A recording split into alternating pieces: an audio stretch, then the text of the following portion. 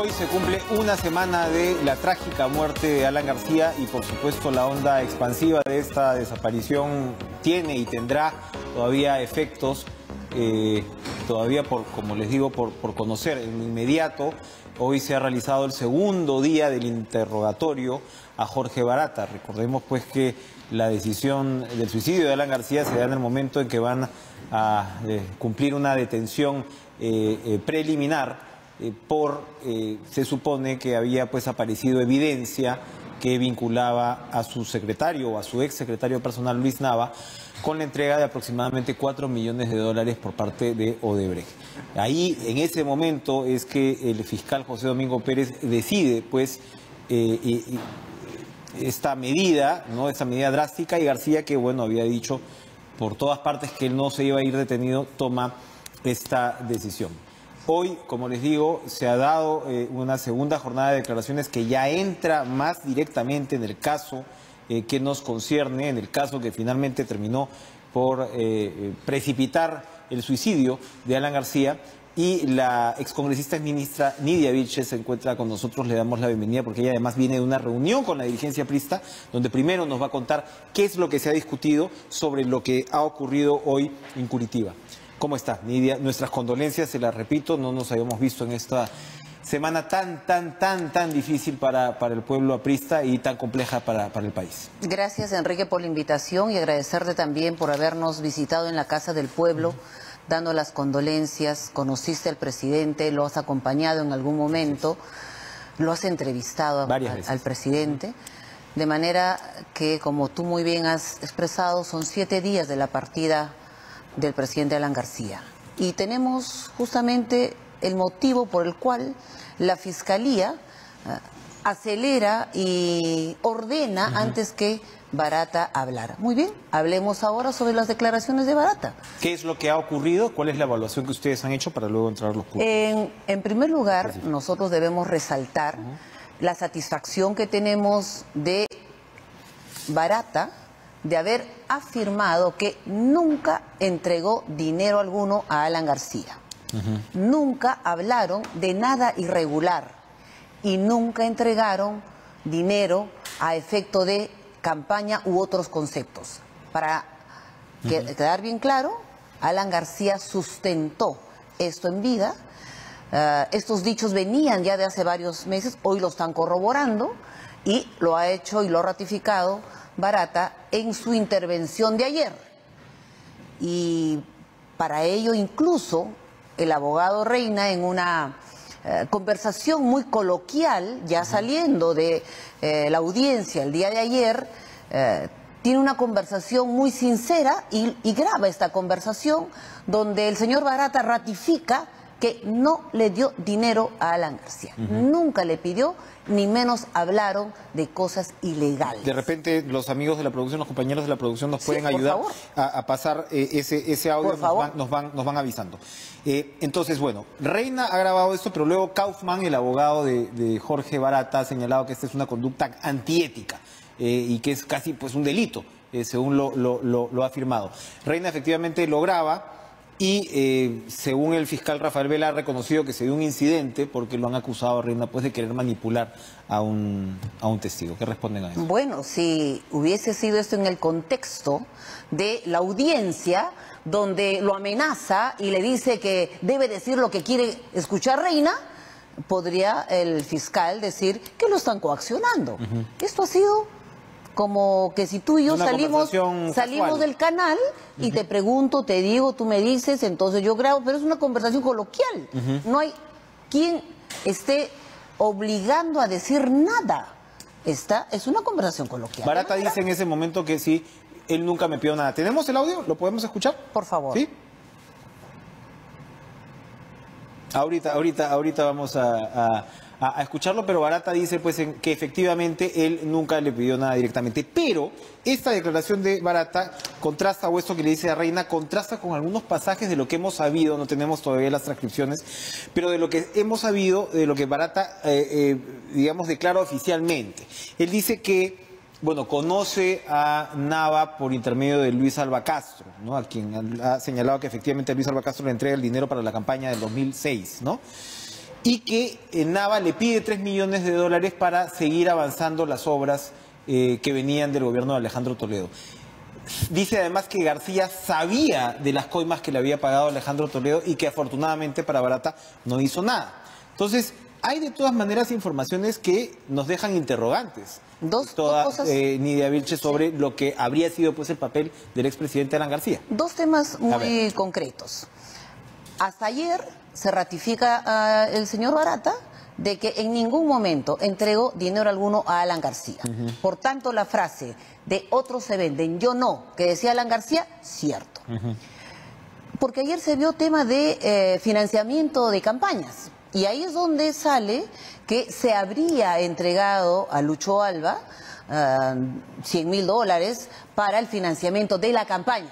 Pero cuando le dicen y le preguntan, ¿a usted le consta que le entregaron a Alan García? Él no puede decir si llegó a Alan García, pero dice ser de esa manera. Lucho Alba ha negado, porque ya fue a la fiscalía, ha negado que esto haya sucedido, de tal manera que tendrán que corroborar. Debo mencionar también, Lucho Alba ha sido nuestro secretario general, él ha solicitado licencia del partido en febrero del año pasado. Y en todo este proceso lo está siguiendo juntamente con sus abogados, de tal manera que corroborará en el dicho por Lucho Alba. Segundo punto, sobre las entregas de dinero al secretario, a Nava.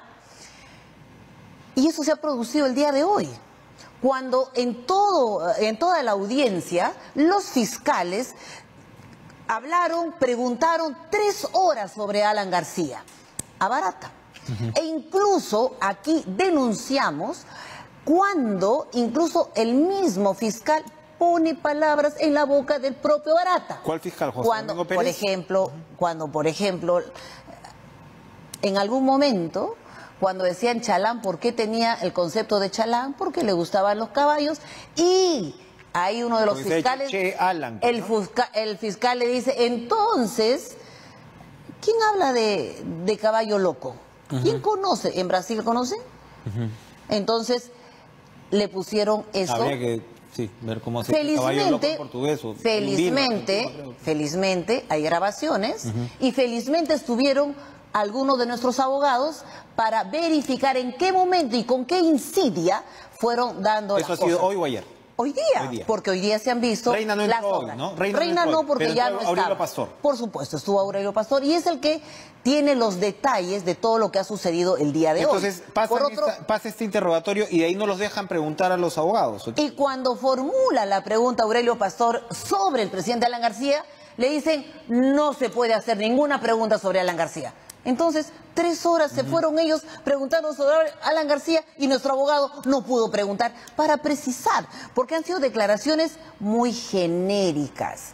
Tal vez con la repregunta que hizo Aurelio Pastor se podía precisar. Ahora, sí, hay que precisar, porque cuando dice el señor Barata que Atala y Nava eran los Maiman de Alan García, bueno, ahí también podría dar a entender que son los intermediarios. El caso de Maiman, el caso de Joseph Maiman con Alejandro Toledo, bueno, o sea, el señor era su testaferro para recibir las cosas. Perdón, Barata no dice que son los Maiman. ¿Qué dice?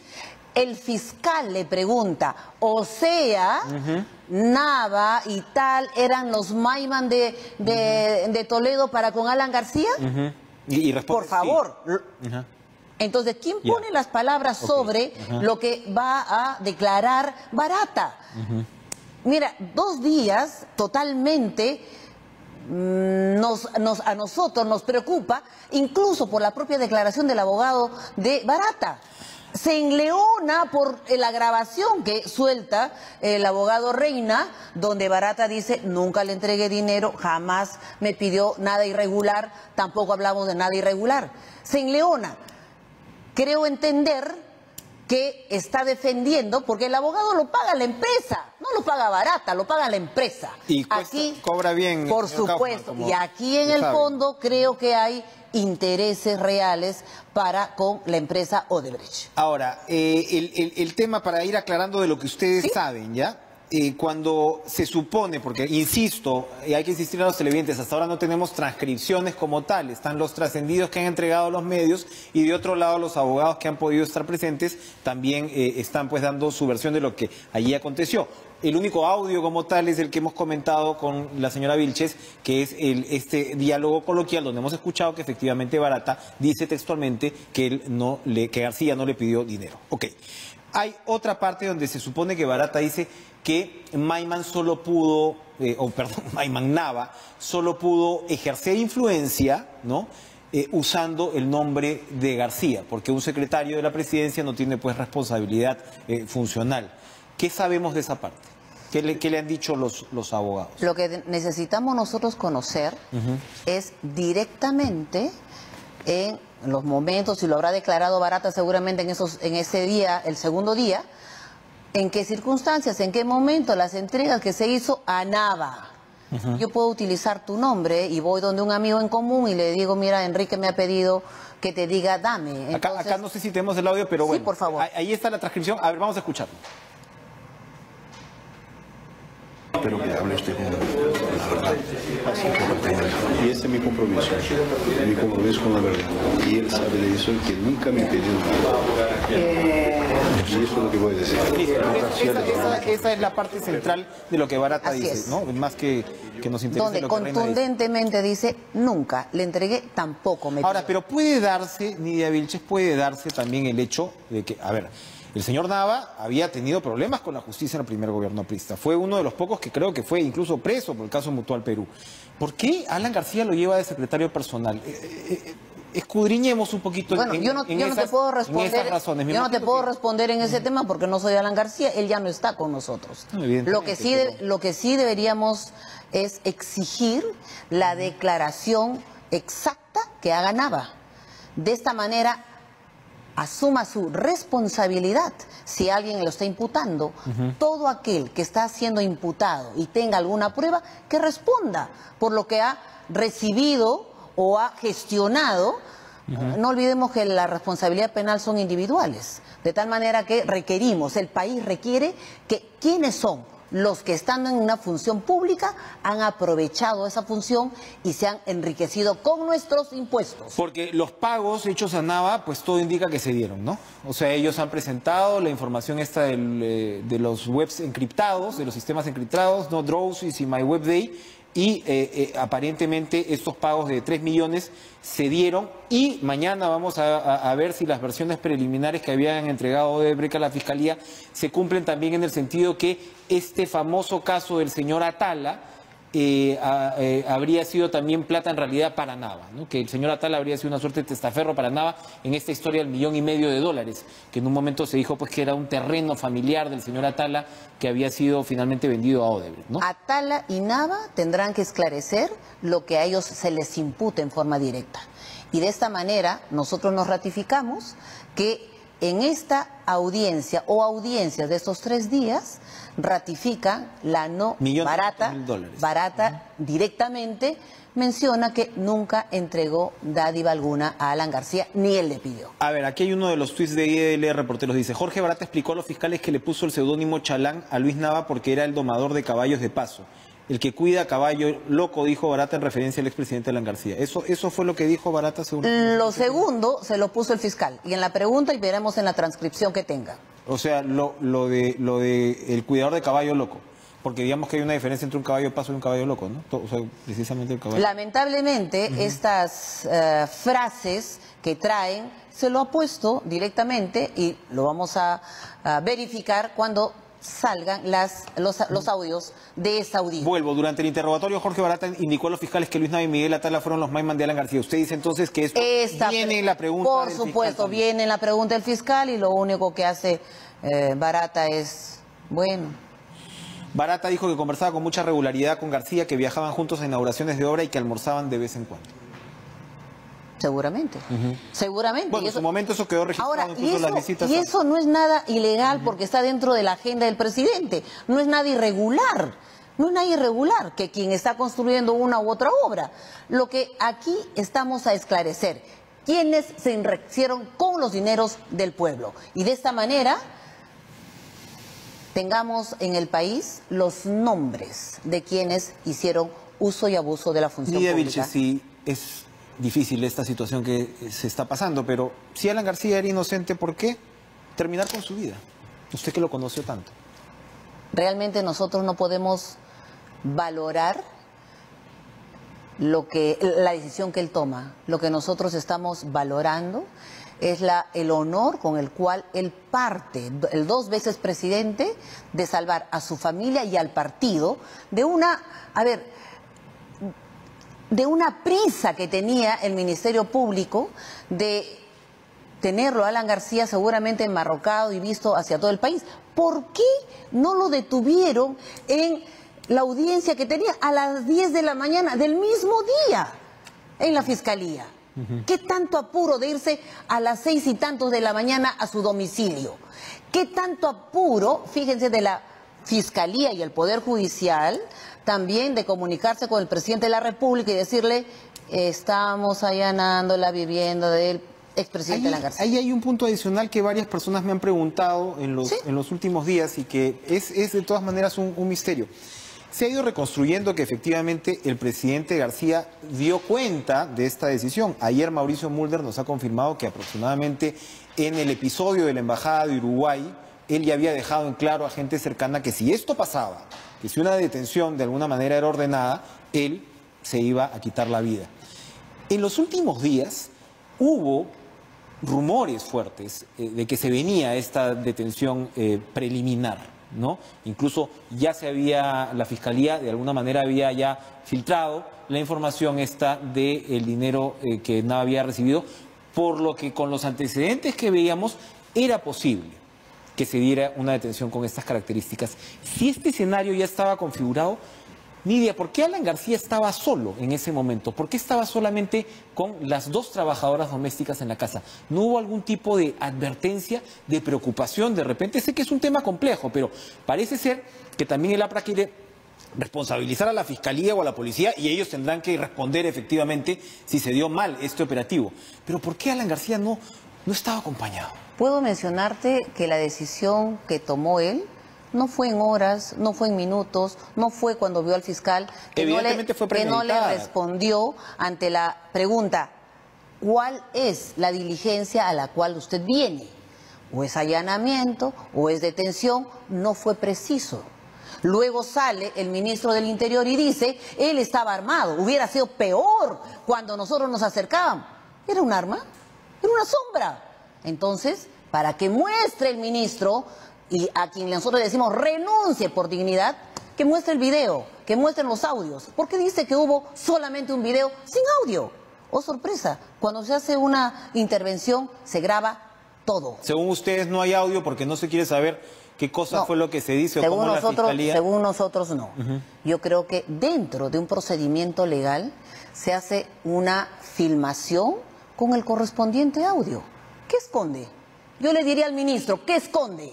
La mala intervención, la creación de la DIVIAC, la policía que va a perseguir políticos. ¿Dónde está la policía fiscal?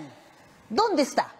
¿Dónde está la policía judicial que es especializada en estos temas? Los han guardado en una esquina, ya no intervienen. Aquí viene directamente la responsabilidad del presidente Vizcarra.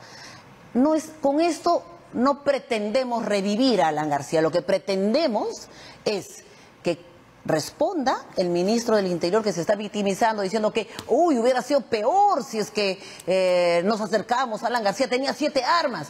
Por favor, yo creo que aquí la historia también se escribe con sangre y Alan García ha brindado su vida por llamar la atención y que la institucionalidad aquí en el país está quebrada. Y aquí hay consignas y esperemos que lleguemos a la verdad todos, sin consignas. Ahora, también hay una gran demanda de la ciudadanía porque la corrupción sea castigada. Por supuesto, nosotros queremos que haya una lucha frontal contra la corrupción, pero una lucha frontal real.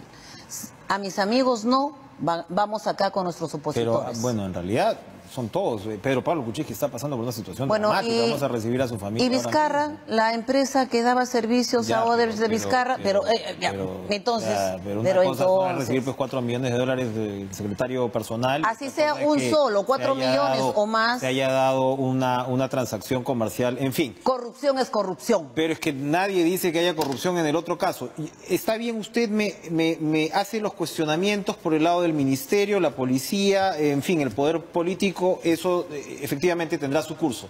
Le insisto en la pregunta, ¿el APRA había aceptado la idea del suicidio de Alan García antes de que esto ocurriera? Nosotros sostuvimos conversaciones con él en varias oportunidades. La semana anterior estuvimos con él, siempre hablando sobre la coyuntura, sobre los temas que se están dejando de hacer en el país. Y esa era su mayor preocupación. Recordarás, y él mismo lo presentó, que eran los logros de la lucha para combatir la anemia, desde el instituto, desde la academia. Nosotros estábamos seguros que él no iba a dejar mancillar el honor del 2 veces presidente de la República, estábamos seguros. Lo que no le dábamos vuelta era el cómo.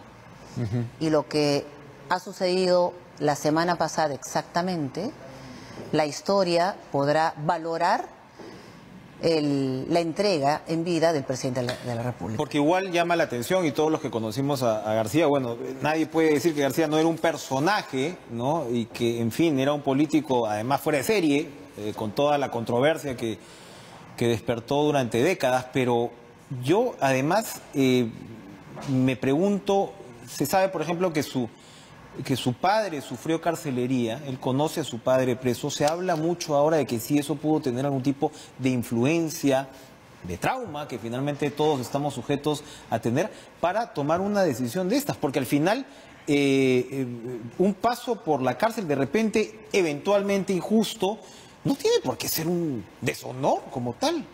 Mira, Enrique, ¿Cómo evaluar esa parte? Yo creo Estoy tratando de encontrar respuestas, ¿no? a una decisión pues pero por ese terrible. Pero por ese lado no va la respuesta, porque él fue formado en un hogar aprista. Tiene razón, él conoció a los 5 años recién a su padre. La madre lo lleva de meses a que el padre lo conozca, pero él conoce a su padre a los 5 años. Y en la formación que le da su padre, en la formación que le da su madre, es cuando él muestra sus dotes políticas desde muy joven.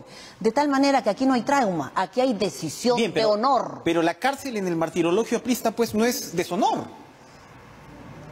Lo que nosotros ahora estamos dentro de una consigna política. Va a cargar Vizcarra la muerte del presidente Alan García, va a cargar de otros presidentes también. Yo creo que aquí se le está yendo la mano para perseguir a sus opositores políticos. Vizcarra no persigue, pero Nidia, bueno, vivimos una separación de poderes. Lo que usted me está diciendo es que no hay democracia en el país y que no hay separación de poderes. Bueno, pues nos fregamos. Enrique, regresamos a 1992. Solo una pregunta. ¿Qué cosa hacía la Fiscalía y el Poder Judicial llamándolo inmediatamente cuando estaban haciendo la intervención al presidente de la República? Lo ha declarado él en su entrevista en este canal. Porque tienes una policía que de todas maneras depende del Ejecutivo. Excelente. Pero eso no quiere decir, Enrique, es una policía que depende del Ejecutivo y a la hora de hacer el trabajo de la detención, la policía debe hacerlo precisamente. Muy bien, pero la policía, no el Ministerio Público ni el Poder Judicial, le correspondía a la policía. La policía nunca llamó al presidente de la República. Por eso podemos nosotros interpretar. Lo único que nos está llevando es el odio a sus opositores políticos, nos está llevando al desencuentro país. Vizcarra ha pedido al Poder Judicial y a la Fiscalía que reflexione sobre el exceso de herramientas apristas. El padre Vizcarra fue aprista. ¿Ustedes están realmente seguros de que aquí estamos hablando de una persecución a ese nivel? Entonces, ¿qué pasó entonces con Keiko Fujimori? Con Ollanta, que se comió 9 meses de cárcel. Otra vez, insisto, vamos a hablar con sus familiares ahora, con Pedro Pablo Kuczynski, que pasa una situación dramática a los 81 años. No, García es el único entonces que era, digamos, el premio en esta persecución política. Te puedo decir, Enrique, cuando sostuvimos para la segunda vuelta una reunión con PPK, estuvo también Techito, fue en la casa de Mercedes Arauz para alcanzarle nuestras propuestas en una segunda vuelta. Ahí el propio Martín Vizcarra dijo: mi padre fue constituyente, yo no lo conocía, mi padre fue miembro de la Asamblea Constituyente y postuló junto con Aya de la Torre. pero Dios lo tenga en su gloria, porque muy lejos ha quedado su hijo de ser leal, fraterno y buscar ¿Qué tenía justicia. que hacer Vizcarra en esto? O sea, influir al... Es que, a ver, Lo cierto, vuelvo porque quiero hacer un por ejercicio favor. democrático, Sí. ¿no? O sea, uno está finalmente en una democracia y como periodista lo que defiendes es eso. Si no estamos en una democracia, insisto, estamos fritos. Son decisiones controversiales, efectivamente, criticables, yo creo que sí, en muchos sentidos, y en la última semana yo creo que sí ha sido traumática para el país. Acaba de referirme yo a un posible trauma. Esta semana que hemos vivido ha removido nuestras conciencias. Pero precisamente en donde se comprueba que tienes un poder ejecutivo que está mandando a la fiscalía. Yo conozco a los fiscales, en fin, los veo bastante autónomos. Incluso dentro de la propia Fiscalía de la Nación, del propio Poder Judicial, uno puede discrepar, como repito, de sus decisiones, pero insisto, no es peligroso disparar hacia arriba y decir, aquí lo que hay es una persecución política. Cuando Alan García pide asilo a Uruguay, la comunidad internacional concluyó que no había persecución política. Puede haber una injusticia, Bueno, insisto, yo le diría... pero no es irresponsable el APRA al querer de alguna manera ir contra la democracia peruana en ese Los sentido. hechos nos están dando la razón. Alan García no recibió ni pidió dinero alguno. Dicho por Barata, ratificado doblemente. Segundo, el presidente Alan García jamás iba a dejar mancillar el honor del 2 veces expresidente de la República. Por otro lado, persecución política o no, lo cierto es que el ministro del Interior, ya en el periodo de haber chuponeado la casa de Alan García, saca las pruebas, porque chuponeó la embajada de Uruguay, chuponeó la casa de Alan García. 50 policías fueron esa noche a sacar una mochila. ¡Qué desesperación! De aquellos policías que se hacían pasar por presa. ¿Queremos la verdad? Por supuesto que sí. ¿Por qué perseguían a Alan García? Tú mismo lo has dicho. Un político que no solamente en la parte académica, sino en la parte política, siempre pensaba en el Perú. Incluso en el hacer, en el concertar, en el proponer, en el avanzar en nuestro país. Quería perseguir como a los otros 4 o 5 presidentes que también están en esta situación, en la propia Keiko Fujimori. Podríamos quedarnos hablando de este tema. Yo Por le supuesto. agradezco, Nidia, por venir. Son momentos difíciles y esperamos finalmente que la verdad prevalezca y que el país y nuestra democracia salga fortalecida de un trance tan duro como... Te agradezco, como Enrique. gracias, Lo gracias. único que podría decir, Alan vive. Vamos a ir a una pausa y vamos a compartir también una conversación con los familiares de Pedro Pablo Kuczynski. No se vayan.